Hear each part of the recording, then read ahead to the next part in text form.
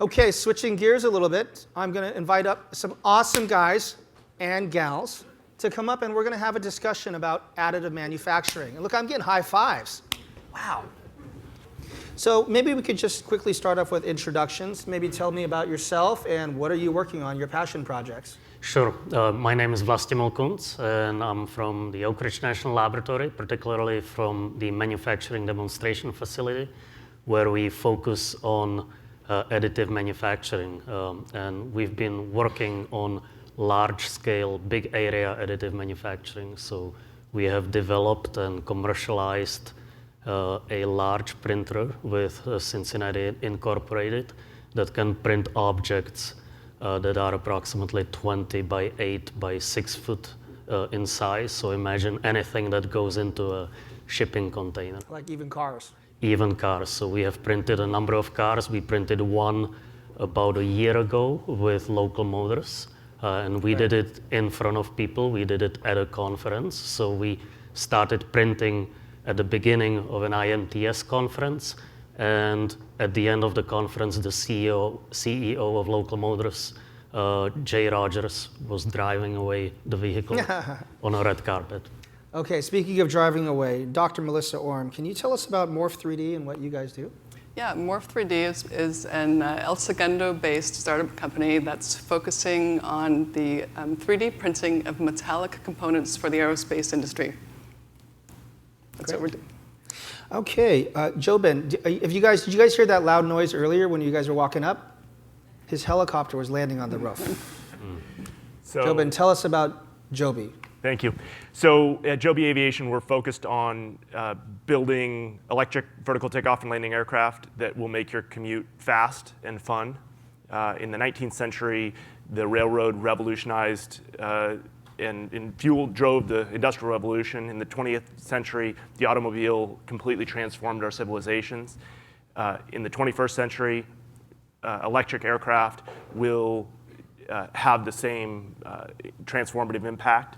We have our goal with our pilot launch product is a 4-seat vertical takeoff and landing electric air taxi that is 5 times faster than a car, 5 times safer than a car, 100 times quieter than a helicopter. And that last piece is really the transformative bit. For the last 50 years, we've had vertical takeoff and landing aircraft, and yet we all didn't come here in our helicopter.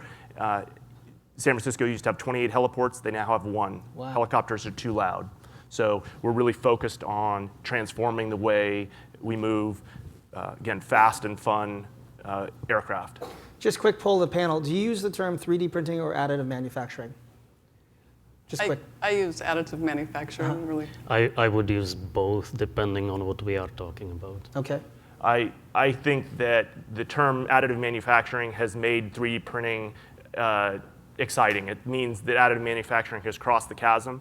20 years ago, we called it rapid prototyping, and it wasn't particularly relevant.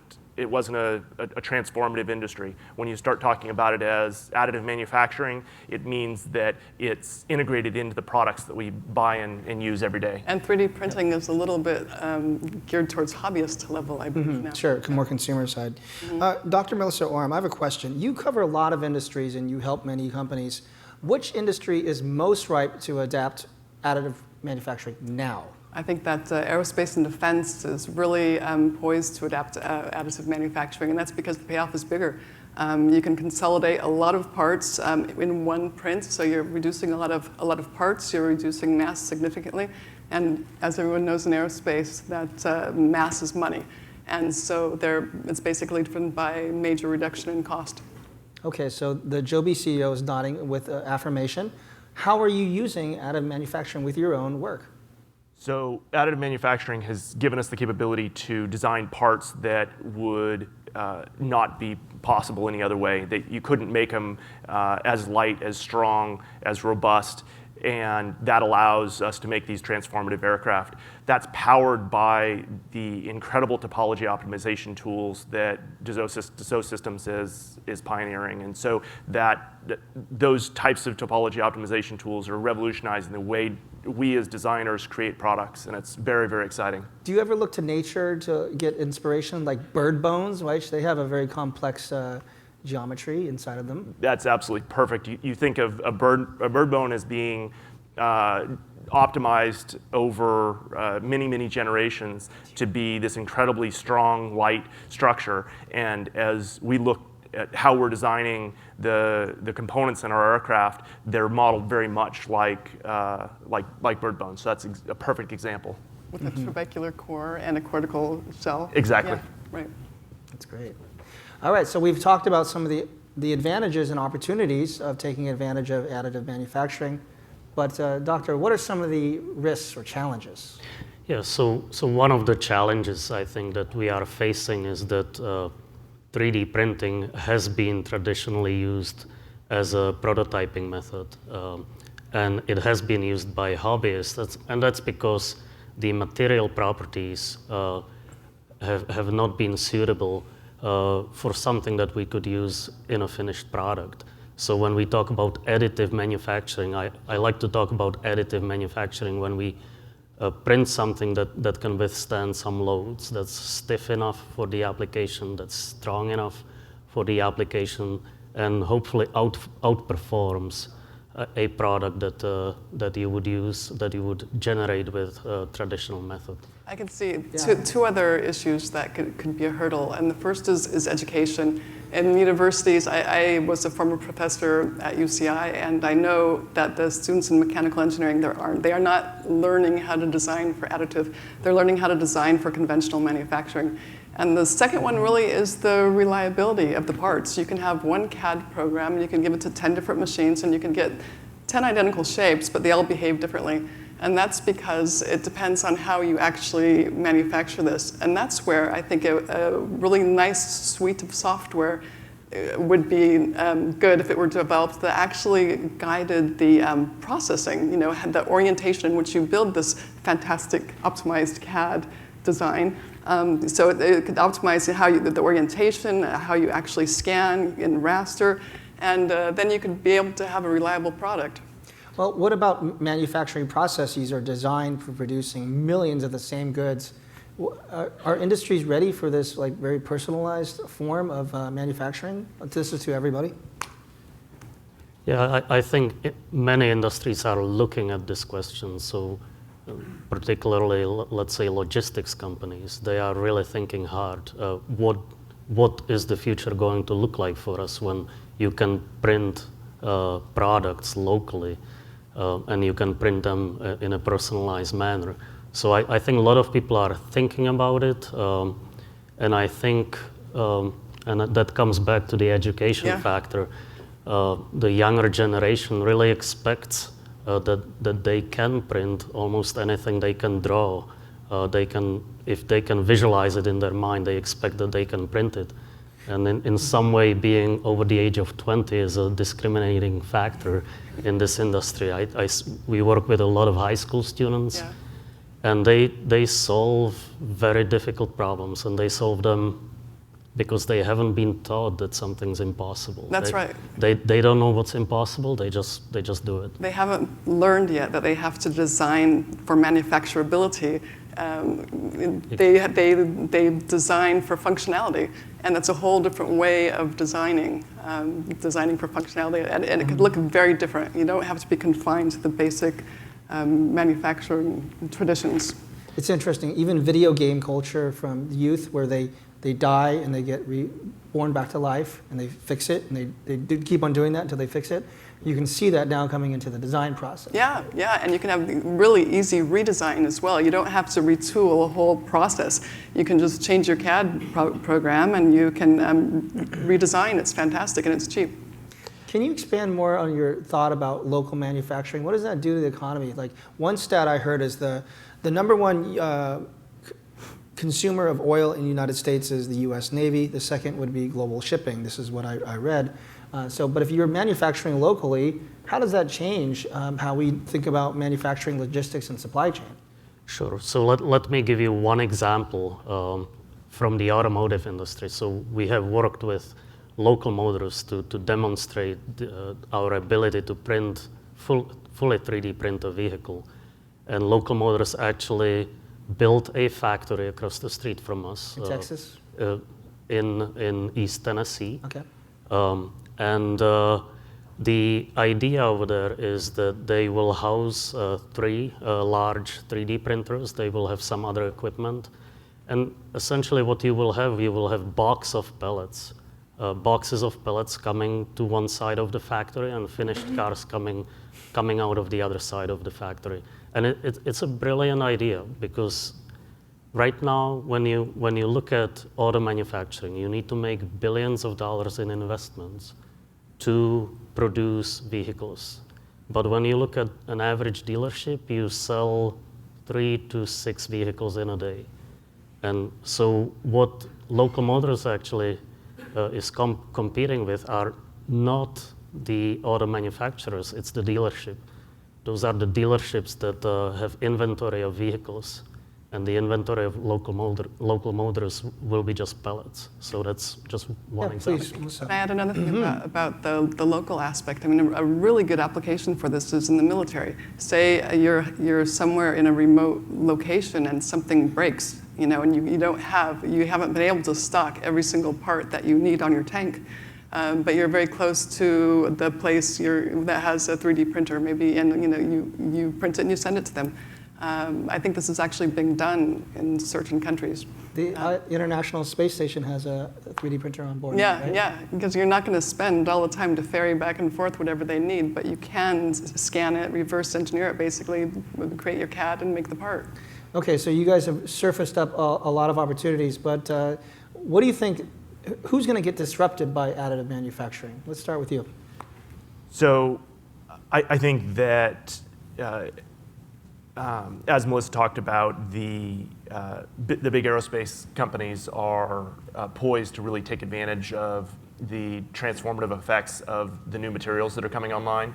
Airbus has a material called scalmalloy, which has a density of aluminum, but the specific strength, specific toughness of titanium.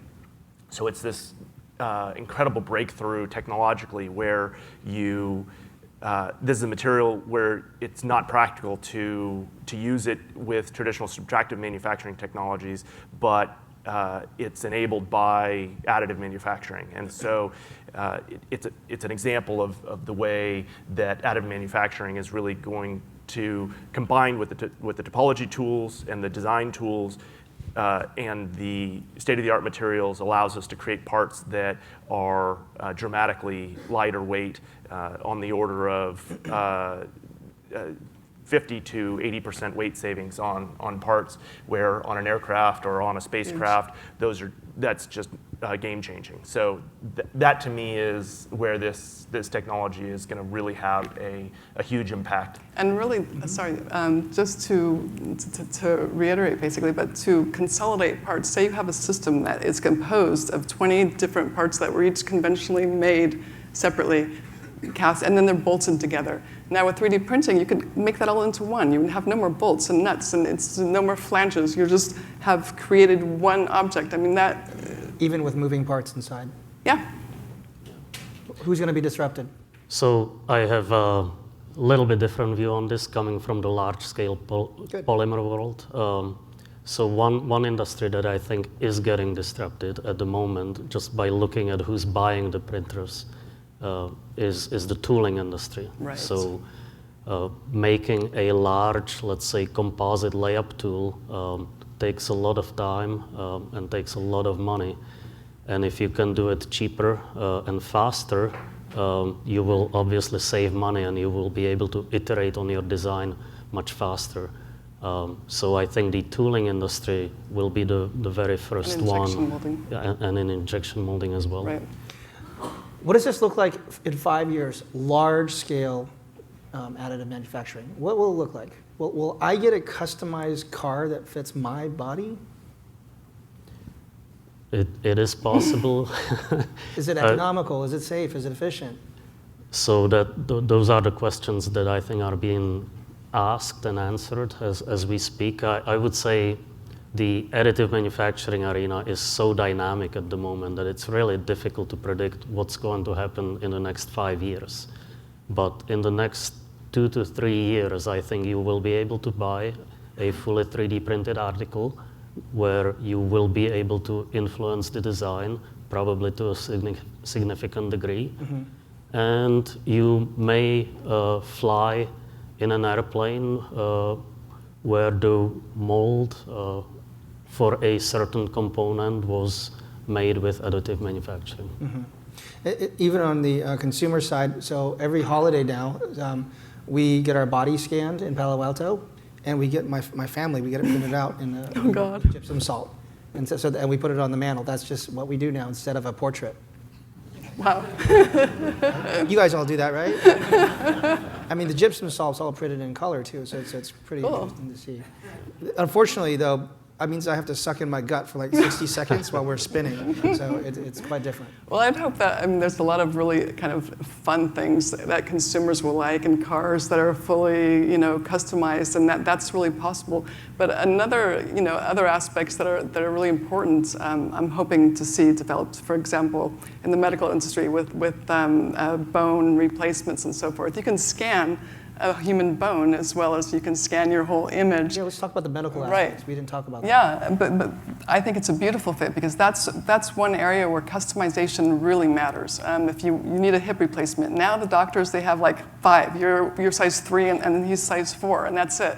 But now with 3D printing, you can get a CT scan of the person's bone. You can actually print the exact dimensions, not just dimensions and characteristics, but you can print through the optimization you were talking about a trabecular core, which is like an organic honeycomb structure, which mimics the bone's real structure, and then have a cortical shell outside. So you're now giving the patient a replica of his real bone, but it's made in something like titanium, and he'll never have a problem with his gait. The rest of his body won't compensate because it's exactly like his real bone, but better. It's like Wolverine. Yeah, exactly. And so this is the kind of thing that I hope will become very commonplace. I don't know about Wolverine, but... We haven't invented adamantium yet, but I'm sure it's coming from Airbus. And talking about kind of the human factors of things, as 3D printing is getting faster, you've got companies like Carbon 3D, which can print a part in less than a minute. It's kind of magic. You're like, wait a minute, I thought 3D printing was so... It really sounds like that? Yeah. But they have the capability to print through shoes, for example. So you could go in, scan your foot, and get customized shoes that are, you can pick all the attributes of it, and voila, there you have a customized shoe that perfectly fits your foot, or ski boot, or whatever it is. And so just like what Melissa was talking about on the medical side, we can see that applying to consumer products that interact with our bodies, and we want to customize and specialize them for us. That's very interesting. I'm of Chinese descent, but you could see there could be a real gap between Chinese manufacturing and American consumerism if things were being pulled up, doing that noise, and then pellets from one side of the building. You could see some significant economic shifts from this. Yeah. Right. Absolutely. Good. So in the last question, I'd love for you guys to forecast thinking, 15 years out, 2030. Like we're here introducing, we're talking about it's coming. In 15 years, I know it's been around for a few decades, right? But it's accelerating, right? Mm-hmm. What does it look like in 2030? We'll start with you, and we'll go down the line. Sure. So since we are at a Dassault event, I hope we will have tools. We won't have those silos of CAD and simulation and material analysis. I think we will have tools that will be integrated and seamless, that will interact with the machines. In a very intuitive way that will allow us to realize our imagination in a simple manner. It will allow us to make parts repeatedly with the exact same microstructure to make sure that the thermal stresses are always the same, so that if somebody prints it in Japan or if somebody prints it in Germany, they're getting the exact same part, not just dimensionally, but with respect to its mechanical characteristics. And that we need some nice, software platform that can help us guide the processing. Great. JoeBen, last words. So today, when you walk into a 3D printing lab, you'll have a bunch of 3D printers lined up, and most of them are making prototype parts.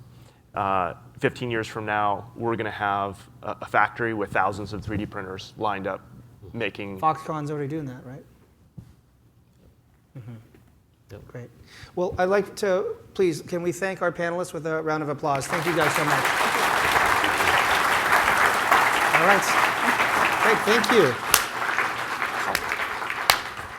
you.